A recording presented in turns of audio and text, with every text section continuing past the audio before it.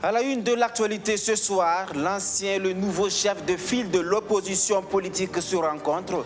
Zéphirin Diabré est accueilli par Edi Kombo-Igwe et ses collaborateurs pour parler du processus de réconciliation. Qu'est-ce que les deux hommes se sont dit? Élément de réponse dans ce journal. Éric Bougma Fadan Gourma pour tenter de désamorcer la bombe. Les populations sont en colère du fait de l'état des routes de la région. Elles annoncent même une marche de protestation. Le ministre des Infrastructures a rencontré les organisateurs de la manifestation, mais aussi visité les chantiers de réalisation. Les travaux avancent. Celui qu'on surnomme le bulldozer est même satisfait du niveau des travaux. Vous l'entendrez dans quelques instants. À Bobo-Dioulasso, il n'y a plus de véritable salle de ciné. La mythique salle Gimbi Ouattara est en réhabilitation depuis 2013. Est toujours en chantier. Qu'est-ce qui coince? La réponse tout à l'heure. Voilà pour les titres de ce 19h30. Merci de nous suivre, mesdames et messieurs. Bonsoir. Zéphirin Diabré revient dans son ancienne maison. Pas pour y occuper un poste, mais pour parler à ses anciens alliés restés à l'opposition, alors que lui-même marche désormais avec la mouvance présidentielle. Le ministre de la Réconciliation poursuit donc sa série de concertations avec les partis d'opposition ce 16 avril. Les discussions se sont attardées sur le processus de réconciliation en cours. L'actualité nationale oblige, la question du retour des exilés a été évoquée dans un contexte où l'ancien président du Faso, Blaise Compaoré, vient d'être formellement accusé dans le dossier Thomas Sankara. Le point d'échange avec Hervé Dapa. Zéphirin Diabré de retour dans ses anciens bureaux pour la deuxième fois. La première, c'était lors de la cérémonie d'investiture de son successeur à la tête du CFOP. Edi Kombo-Igwe accueille le désormais ministre de la Réconciliation nationale, un titre avec lequel le nouveau chef de l'opposition a visiblement du mal à se familiariser. Je voudrais, dans un premier temps, au nom des partis de l'opposition tout entière, souhaiter la bienvenue au chef de file, à l'ancien chef de file de l'opposition. L'habitude à la peau dure, les deux hommes ont pendant un temps travaillé ensemble au sein du CFOP. Mais ce 16 avril, c'est bien de réconciliation que le ministre d'État est venu discuter avec les partis de l'opposition. Un processus où occupe une place de choix la justice et le retour des exilés. Parmi eux, Blaise Compaoré, récemment mis en accusation par le tribunal militaire dans le dossier assassinat de Thomas Sankara. Sur la question des exilés et sur donc, la situation de l'ancien président Blaise Compaoré, la justice fait son travail. Que ce soit maintenant ou demain, la justice fait son travail. C'est un parcours qui est connu de tous, c'est un processus qui est connu de tous et sur lequel ni le président du Faso, ni qui que ce soit ne peut apporter la moindre influence que ce soit. Mais elle n'empêche pas que l'on puisse évoquer et même traiter de retour de personnes, y compris lui, qui sont aujourd'hui en situation d'exil. Un point par-ci, un point par-là, un exercice d'équilibrisme auquel Edi Kombo-Igwe va aussi s'adonner, mais avec une prise de position un peu plus prononcée. Ce qui s'est passé apparaît paradoxal avec le discours politique. Mais comme les deux structures sont indépendantes, il y a l'exécutif qui est indépendant, qui ne doit pas influencer également le judiciaire. Nous prenons acte. Cette rencontre entre l'opposition et le ministre de la Réconciliation était attendue. Zéphirin Diabré dira que les choses devraient s'accélérer après la concertation de ce vendredi. En politique, toujours, mais cette fois-ci hors de nos frontières, plus précisément au Congo, le président Denis Sassou Nguesso, réélu le 21 mars dernier pour un nouveau mandat de 5 ans, a prêté serment. Il s'est engagé à être le président de tous les Congolais sans exception. C'était devant un parterre d'invités composé de plusieurs chefs d'État, dont le nôtre, Roch Marc Christian Kaboré et sa délégation, sont allés exprimer l'amitié du Burkina Faso au peuple congolais, nous dit Alpha Bari, le ministre des Affaires étrangères que nous écoutons. La présence du président Roch Marc Christian Kaboré est une marque de solidarité, d'amitié et de fraternité avec le peuple congolais et avec le président Denis Sassou Nguesso. Le président Denis Sassou Nguesso était un ami du président du Faso. Et vous vous souvenez qu'à l'investiture du président du Faso, le président Sassou avait envoyé une délégation de très haut niveau, conduite par le ministre des Affaires étrangères. Et très régulièrement, les deux chefs d'État se consultent directement, soit par téléphone ou à l'occasion des sommets. Et donc ces deux amis, le président du Faso ne pouvait pas ne pas être là. Et donc, par amitié et par fraternité, donc, il est venu spécialement pour cette investiture. Et vous savez bien que le président Thomas Sankara était très lié au président Sassou Nguesso et cela a laissé des traces de part et d'autre. Comme vous le savez, il y a le lycée Marem Gouabi à Ouagadougou. Ici, à Brazzaville, il y a le lycée Thomas Sankara. Donc, le souvenir de Sankara est très vivace chez les Congolais, et tout comme nous, on connaît un peu l'histoire de Marem Gouabi. Donc, cela renforce davantage nos relations, ça tisse donc les liens d'amitié et de fraternité entre Congolais et Burkinabés. Une investiture à laquelle le président du Faso a pris part, je vous le disais, le chef de l'État qui est arrivé dans la capitale congolaise à Brazzaville hier dans l'après-midi. Roch Marc Christian Kabouré en a profité pour rencontrer une délégation de Burkinabés vivant au pays de Sassou Nguesso. Ils sont environ 3000 Burkinabés à élire domicile. Au menu donc des échanges, cette question: comment éviter les tracasseries liées aux conditions de séjour dans ce pays? Arsène Konditambi.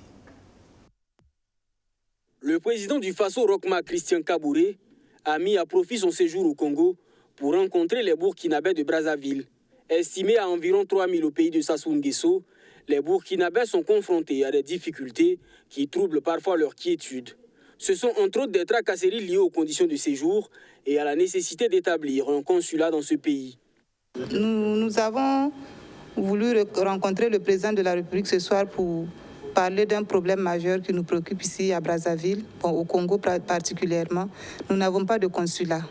Et bon, étant donné que nous sommes assez nombreux ici, nous avons des problèmes avec les autorités congolaises.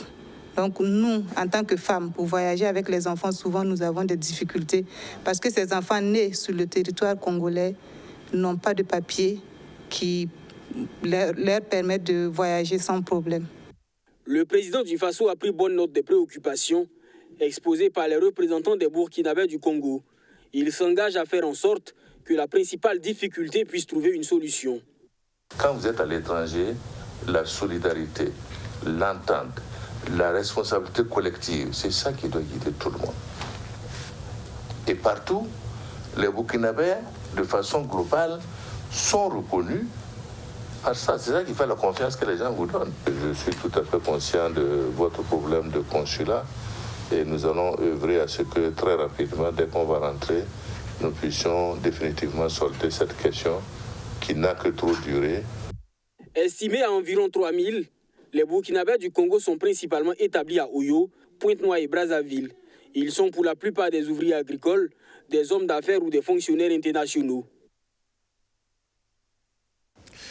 Ici au Burkina Faso, les défis du développement sont tout aussi énormes et le volet qui cristallise les passions dans la région de l'Est, c'est bien l'état des routes. Les ressortissants de cette région ne savent plus à quel sein se vouer. Emprunter la route nationale numéro 4 dans son tronçon Gungen-Fada relève d'un calvaire inexplicable. Une cinquantaine de kilomètres à parcourir pendant plus de 2 heures d'horloge. Face à la pression populaire en septembre dernier, le gouvernement a lancé les travaux de réhabilitation. Mais problème, 7 mois après ce lancement en grande pompe, les populations grognent. Elles disent ne rien constater sur le terrain, mais en face, l'exécutif s'explique à travers une visite. Il soutient que les lignes bougent non seulement sur ce tronçon, mais aussi sur l'ensemble des chantiers entamés dans la région de l'Est. Le point de la sortie avec Archimède Boy. C'est connu. La route nationale numéro 4, axe Gungen-Fada-Bogandé, est en mauvais état. C'est pourquoi les travaux de rénovation sont entamés depuis quelques mois par le ministère en charge des infrastructures. Ce 15 avril, le ministre Éric Bougma vient s'enquérir de l'état d'avancement des travaux. Les terrassements généraux sont estimés à 37% et les ouvrages exécutés à 33%. Mais à quand la fin des travaux? Je ne peux pas dire à quelle date exactement, mais on va faire le nécessaire et même mieux que prévu d'avancer les travaux. Donc moi je dis le premier trimestre de 2022, on peut clôturer la majorité des travaux. Hormis la complexité de certains ouvrages, tels le pont de Kongaï et la digue du barrage de Tandjari, Éric Bougma, lui, est satisfait des travaux engagés sur les plus de 120 km. En tout cas, du point de vue de la mission de contrôle et des équipes techniques, ces travaux s'effectuent avec beaucoup de satisfaction. Alors, nous avons bien sûr saisi cette occasion pour louer les efforts qui sont faits par l'entreprise PFO, mais les exhorter à rattraper le retard. Le retard constaté dans l'exécution du chantier suscite la colère des populations qui en ont marre de subir l'état de dégradation de la voirie. Depuis le lancement officiel des travaux il y a 7 mois, les populations estiment qu'elles ne voient rien de concret, surtout à l'entrée de la ville de Fada. C'est dans cette dynamique qu'est né le mouvement de la RN18 du nom de l'axe Fada-Bogandé-Taparco. Un mouvement pour réclamer une meilleure voirie dans la province de la Nyanya. Plusieurs OSC de la province annonçaient à cet effet une marche sur Fadangoma. Le ministre en charge des infrastructures les rencontre séance tenante ici, dans la salle de réunion du Haut-Commissariat de Bogandé. Parce qu'il faut se rappeler que dans notre plateforme, en tout cas, nous souhaiterons que le bitumage traverse la RN18 de Fada jusqu'à Taparco. Mais je peux vous assurer que nous sommes en train de travailler dessus. Au terme des échanges, la satisfaction semble partagée par les différentes parties. Nous sommes rassurés parce que après un entretien, on a pris des engagements.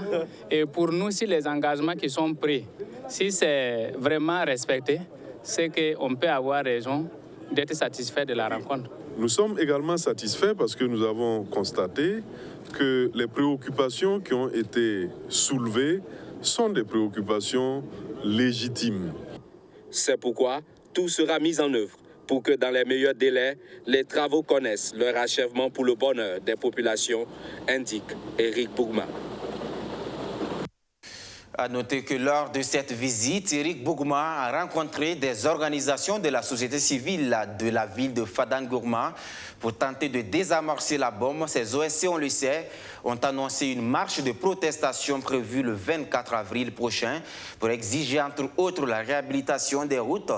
À l'issue de la rencontre avec le ministre des Infrastructures, leur dynamique n'a pas été entamée. La marche est bel et bien maintenue en dépit des explications du ministre des Infrastructures sur l'état des travaux de construction des routes. C'est ce qu'a déclaré la coordination de la coalition d'OSC en lutte.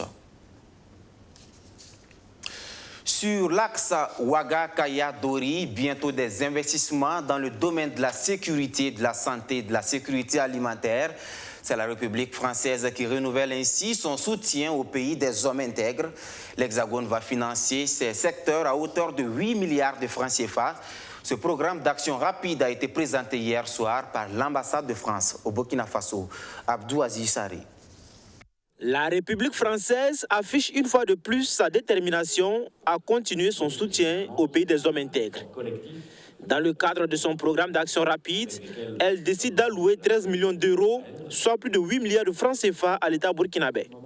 Cette somme vise d'une part à aider les populations déplacées et d'autre part à renforcer les actions du gouvernement en matière de sécurité sur l'axe Ouaga-Kaya-Dori.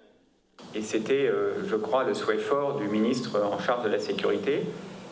Nous avons identifié effectivement l'axe comme devant être soutenu et nous allons mettre 1 million d'euros en appui très rapide aux forces de sécurité et aux forces de secours sur cet axe.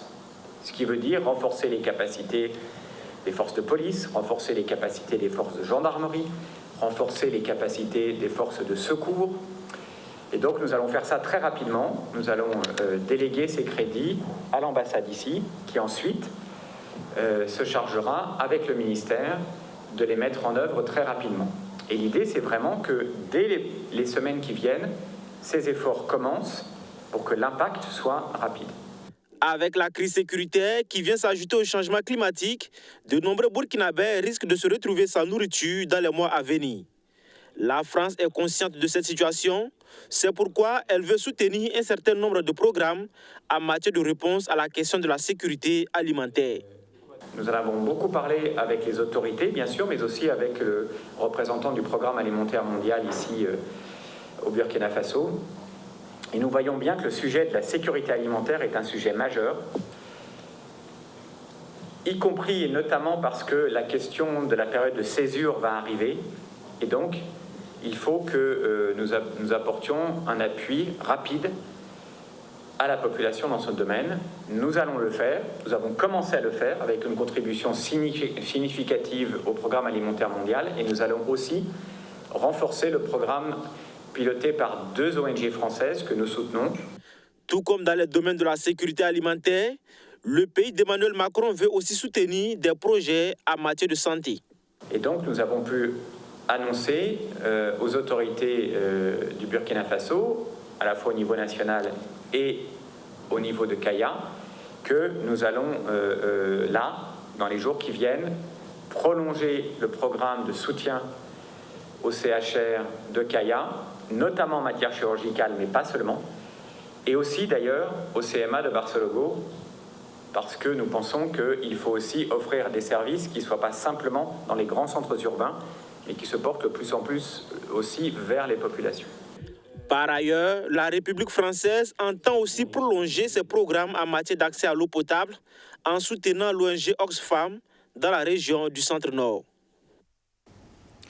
Dans le domaine de l'agriculture, le Burkina Faso se frotte les mains en matière de production agricole. Plus de 5 millions de tonnes de céréales produites à la saison écoulée, de quoi satisfaire le ministre des tutelles et ses collaborateurs. Au premier conseil d'administration du secteur ministériel de 2021, c'était l'occasion de s'auto-féliciter, mais pas que. Il est également question de se pencher sur la stratégie de réalisation de l'initiative présidentielle, produire 1 million de tonnes de riz en 2021. Mamounata Kabouri. Au titre de l'année 2020, les signaux semblent pratiquement tous au vert au département en charge de l'agriculture pour ce qui est de la production agricole. Avec un taux d'exécution technique et financier respectivement de 79% et 70%, la moisson a tout simplement été bonne au département de Salifou et Draogo. L'action conjuguée de l'ensemble des acteurs du secteur agricole a permis d'atteindre en 2020 une production de 5 179 104 tonnes de céréales, soit une augmentation de près de 5% par rapport à celle de 2019. Une production de rente de 1 810 289 tonnes, soit une augmentation de 17,04%. Le ministère en charge de l'agriculture, qui enregistre aussi une nette amélioration de la production rizicole, note 451 421 tonnes de riz récoltées en 2020, soit une augmentation de près de 20% par rapport à l'année écoulée. Néanmoins, il faut tout mettre en œuvre pour l'atteinte d'un certain nombre d'objectifs, dont l'initiative 1 million de tonnes de riz. Ce CASEM aussi va nous permettre de travailler sur un certain nombre d'initiatives majeures, notamment produire 1 million de tonnes de riz. Et également voir comment nous pouvons participer à l'initiative présidentielle, faire en sorte que chaque enfant puisse se nourrir, en âge d'aller à l'école, puisse au moins avoir un repas équilibré par jour. Premier conseil d'administration du secteur ministériel 2021 du département en charge de l'agriculture, ce CASEM a également été l'occasion de saluer le mérite de la meilleure direction régionale de l'agriculture de l'année 2020. Un prix décerné à la direction régionale de la boucle du Mouhoun pour son abnégation au travail est reçu ici par le directeur régional John Herman Igné. La rencontre a également été mise à profit pour visiter l'abattoir moderne de Wayougia en chantier et les terres récupérées de Bogoya, un village situé à environ 7 km de la cité de Nabakango. Vous l'aurez certainement constaté ces derniers temps, la canicule est à son comble. Des températures qui vont au-delà de 40 degrés Celsius. Les spécialistes accusent le changement climatique, une situation qui préoccupe donc plus d'un. L'Union internationale pour la conservation de la nature ont réfléchi sur cette question préoccupante et d'autres facteurs de dégradation pour une gestion intégrée des écosystèmes. Plus de précisions avec Simon Sefassa Bamouni et Benjamin Kwame. La météo indique près de 40 degrés Celsius en ce mardi 13 avril 2021. Et c'est sous cette forte chaleur que les membres du WASCAL, le Centre ouest africain de services scientifiques sur le changement climatique et l'utilisation adaptée des terres, s'affairent à accorder une interview aux médias. Une température qui démontre clairement un changement climatique. C'est en lien avec cette thématique justement que les participants de cette formation venus des rives du lac Tchad, du fleuve Mano, du Niger, du Sénégal, du massif du Fouta-Djanon et de la Volta réfléchissent pour avoir les rudiments nécessaires sur les risques liés au changement climatique. On note déjà que la gestion intégrée est un volet important pour le développement durable des pays de ces zones. Nous avons réuni aujourd'hui les participants de l'Afrique de l'Ouest et de l'Afrique centrale, justement pour les former dans la résilience des écosystèmes, également pour les former justement dans le suivi des ressources en eau dans un contexte de changement climatique, afin que des actions puissent être prises afin de remédier justement à ce phénomène de changement climatique. Comme vous le constatez, nous sommes aujourd'hui à plus de 40 degrés, chose qu'on ne voyait pas. Donc je crois qu'avec votre sueur, vous me direz que oui. L'une des missions principales du Centre ouest africain de services scientifiques sur le changement climatique et l'utilisation adaptée des terres est de fournir des informations et des connaissances aux pays membres d'Afrique de l'Ouest afin de faire face aux effets négatifs des changements climatiques. WASCAL est donc un centre de services climatologiques à grande échelle axé sur la recherche. Dans le cadre de la présente formation, la première étape sera donc de faire le point de l'état de dégradation de ces écosystèmes-là. Il s'agirait donc d'entretenir les participants à l'atelier sur les impacts réels ou potentiels donc, du changement climatique sur les ressources de ces différents bassins. Au niveau de WASCAL, notre mission première, c'est de contribuer d'une part à la formation des ressources humaines dans divers domaines liés au changement climatique. Le deuxième aspect, c'est la recherche. Donc, comment faire le lien entre recherche et formation. Ce qui nous a motivés dans ce partenariat avec l'UCN, c'est que les objectifs du projet sont en droite ligne avec les missions premières. L'atelier de Koudougou s'inscrit dans le renforcement des capacités des institutions, premier axe du partenariat régional sur l'eau et l'environnement en Afrique centrale et occidentale, un projet de l'Union internationale pour la conservation de la nature. L'expertise burkinabé séduit dans la sous-région ouest africaine. L'Association africaine de l'eau place sa confiance en l'ONEA. Désormais, l'Office national de l'eau est chargé d'assurer les activités de l'association dans la sous-région ouest africaine. Une mission que la nationale de l'eau entend relever à travers la mise en œuvre de 4 programmes clés. Et c'est le Centre des métiers de l'eau qui se chargera de relever le défi tout en présentant l'expertise de l'ONEA. Le lancement des activités du partenariat entre les deux structures, c'est avec Madina Sionou. L'Office national de l'eau et de l'assainissement, partenaire de l'Association africaine de l'eau. Désormais, l'ONEA, à travers le Centre des métiers de l'eau, est chargé de la conduite des activités de l'association dans la zone ouest africaine. Cette mission, confiée à la nationale de l'eau, lui permettra de faire valoir son expertise auprès de 9 pays d'Afrique à travers la mise en œuvre de 4 programmes. Le partenariat, comme je l'ai dit tout à l'heure dans ma présentation, va se focaliser sur 4. Il y a le programme SAO Suisse qui concerne l'assainissement inclusif à l'échelle des villes. Et il y a également un programme financé par l'USAID qui est AFRICAP. Au niveau de l'AFRICAP, il y a 3 composantes. Il y a une composante assainissement, il y a une composante eau non facturée, et il y a également une composante qualité de l'eau. Et nos activités vont se focaliser sur ces 3 composantes-là. Également, un dernier programme qui concerne l'Académie africaine de l'eau. L'Académie africaine de l'eau Awaza, dont le siège sera basé en Ouganda, à Kampala, mais qui va délocaliser certaines activités de formation que nous, au niveau du CEMO, nous allons prendre le relais pour assurer cette formation-là dans la sous-région ouest-africaine. Le mandat de l'Association africaine de l'eau est placé sous le signe du renforcement des capacités des opérateurs de l'eau en Afrique.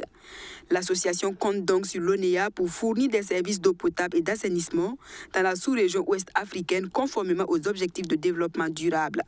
L'objectif de développement durable qui est lié à l'eau et l'assainissement, c'est accès universel. C'est-à-dire que quelle que soit votre condition, quel que soit là où vous habitez, vous devez avoir de l'eau, dans ce sens que l'eau devient un droit humain. Et l'Association africaine de l'eau se doit de jouer sa partition tant il est connu que le renforcement des capacités, le gap en termes de capacité est un défi majeur pour l'accès aux services. Mais si l'ambition ou l'objectif est grand, vous ne pouvez pas tout faire seul. D'où l'idée de décentraliser les opérations. Le ministre en charge de l'eau s'est réjoui de la confiance accordée à son institution.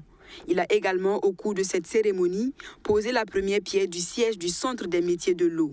Un bâtiment de haut standing qui comportera entre autres 25 bureaux, 18 toilettes, 3 magasins et 2 escaliers secours. La durée des travaux est de 16 mois.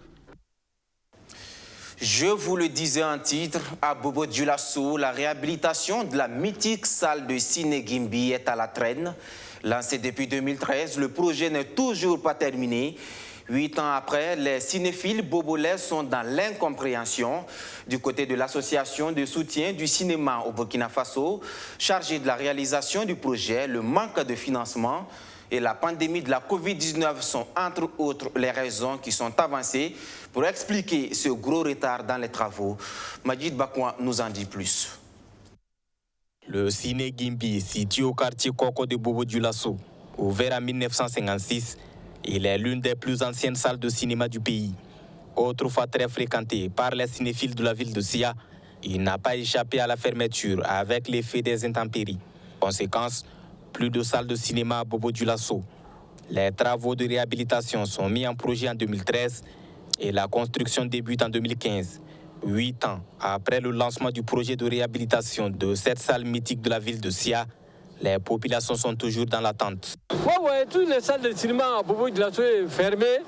Bon, les 1 qu'ils vont ouvrir là, nous on attendait beaucoup parce que nous on fait face au Ciné Gimbi. Il y a beaucoup d'activités dans ça. Notre femme là, il vend aussi à côté du Ciné Gimbi. Bon, le gouvernement n'a qu'à essayer de faire effort pour ouvrir le Ciné Gimbi. Bon, c'est quelque chose que nous on attend beaucoup. Le Ciné Gimbi, vraiment, dans le temps, c'était le Ciné Gimbi, après la fermeture du Ciné Gimbi, ça a rendu carrément Koko, je dirais, impopulaire. Parce que c'était la salle qui faisait bouger quand même pour Bobo-Dioulasso, je vais le dire, et Koko qui activait pour beaucoup Koko. Lili Oderset est la responsable de gestion du Ciné Gimbi. Selon elle, le retard dans l'ouverture de l'infrastructure est dû à des problèmes de financement. L'autre difficulté qui ralentit le projet, c'est la pandémie de la Covid-19. C'était un gros projet. Et donc c'est pour ça déjà qu'il fallait réunir ces fonds. Ça, c'était pas simple. Donc on a eu la chance d'être aidé par des partenaires, autant des partenaires privés, quelqu'un qui a acheté un t-shirt, qui a acheté une place dans la salle, que d'autres partenaires de différents pays.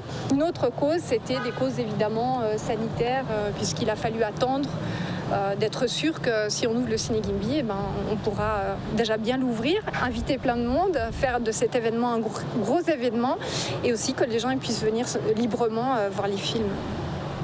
Grâce au soutien de partenaires nationaux et internationaux, les travaux de finition sont en cours. Le Ciné Gimbi devrait donc ouvrir ses portes aux cinéphiles en août prochain, selon les responsables en charge des travaux. Actuellement, nous sommes à la phase de finition. La phase de finition, c'est-à-dire que le plus gros du bâtiment est déjà fait. Il reste justement que l'aménagement intérieur. C'est-à-dire dans la salle, c'est mettre de la moquette et le revêtement des sols, le revêtement des murs et ensuite installer les sièges. Et donc, on va dire que nous sommes à 80% et des travaux faits. Le reste est 20% et Donc nous sommes à la phase de finition. Le Ciné Gimbi, c'est une salle de cinéma de 172 places, dont 4 places pour les personnes handicapées. Aussi, pour permettre l'organisation d'autres activités, il est prévu des bureaux, une esplanade de 250 places, un restaurant et un jardin. Le projet à terme devra coûter plus de 900 millions de francs CFA. Ce journal qui s'achève, merci à tous de l'avoir suivi. À vous qui nous faites confiance depuis Yargatenga dans le Koulpelogo, soyez à remercier. À demain pour d'autres actualités. Bonsoir.